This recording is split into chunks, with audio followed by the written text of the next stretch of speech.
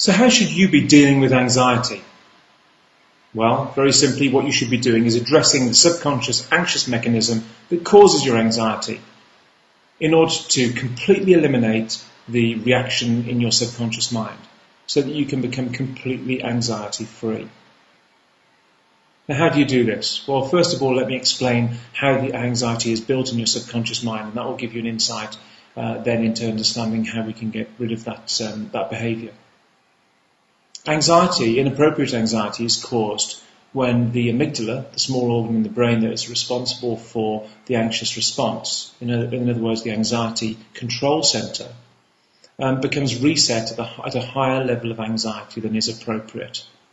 And when you're born, you have a preset level of anxiety, but when anxiety disorders develop, that anxiety level is increased and becomes your new preset. Now, how does this happen?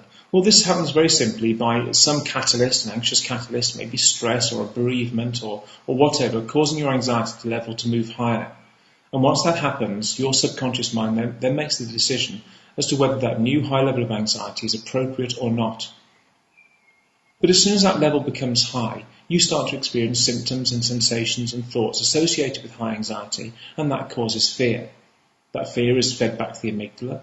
The amygdala reads that as a threat, sends out more anxiety. To cope with that threat, this produces more symptoms, which produces more thoughts and sensations, which produces anxiety, and so on. And so an anxious cycle is created.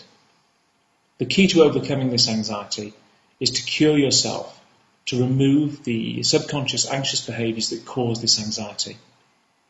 This is the natural approach. This is the only solution to anxiety disorders. But how do we do that?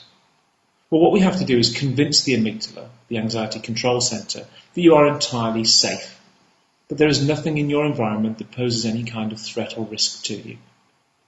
So when it sends out those what-if questions that are so searching and can be so invasive, things like, what if I pass out? What if I die? What if I pick up this knife? What if I harm this person? What if I do this to this person? All of these thoughts are completely appropriate in the anxiety response because they're designed to do a risk assessment of your environment. They feel wrong, they seem so wrong, and they can be so distressing, but they're entirely appropriate if you have a high anxiety. But what we do is we provide those thoughts with food. We create an environment for change, an environment for recovery, and we can show you how to do this in a very structured way. That when your sensory organs, your eyes, your ears, your nose and your mouth and your skin feed back to your amygdala the data it needs to make a decision about your anxiety levels, it receives data that makes it reset to a normal level of anxiety. And this can be done very, very quickly. I did it in my recovery, and I've since shown tens of thousands of people around the world to do the exact same thing. And my psychologists and my team of counsellors are there to help you to do this whenever you need their support. And it can be done very quickly. In fact, I've had people do this in hours, not days, hours, and make a full recovery.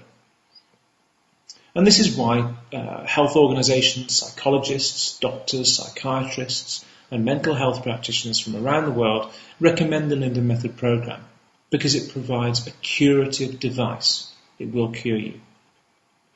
I hope you give us the opportunity to show you how we can cure you of your anxiety disorder and how you can overcome your anxiety permanently. Thanks for your time.